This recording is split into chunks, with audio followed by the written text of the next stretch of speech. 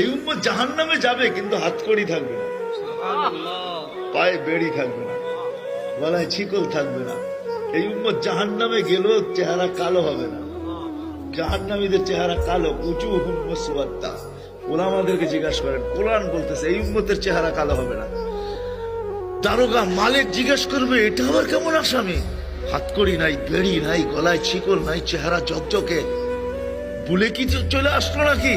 আল্লাহ জবাব দিবে, মালিক আমার বন্ধুর উম্মত, খবরদার। জিজ্ঞেস করবে, হাতকড়ি নাই কেন আল্লাহ? তো বলছে, এই হাত জীবনে একবারও যদি উজুতে ব্যবহার হয়ে থাকে, এই হাতে হাতকড়ি লাগে না। পায়ে বেড়ি নাই, যেই পাও জীবনে একবারও আমার ঘরের দিকে হাইটা গেছে, ওই পায়ে বেড়ি লাগে না মালিক। বলে, চেহারা কালো হয় না কেন? বলে, সেই কপাল একবার আমার কুদরতি পায়ে লাগছে, ওই চেহারা কোনোদিন কালো হয় না। ওই গলায় কোনোদিন বেড়ি লাগে না। 3 জায়গায় আগুন লাগাবে না, চেহারা, হাতে, পায়ে, বাকি শরীরে লাগায় দাও। মালিক আগুনকে বলবে, খুশি ধরো। আগুন আসবে ধাউ ধাউ করে ধরার জন্য। আল্লাহ আমাদেরকে কলেমা স্মরণ করায় দিবে, আমরা জোরে জোরে কলেমা পড়বো, আগুন বাইগা চলে যাবে। 1 বার 2 বার 3 বার। মালিক রাগ হয়ে আগুনের উপরে কোড়া চার্জ করবে, লাঠি চার্জ করবে। ধরিস না কেন?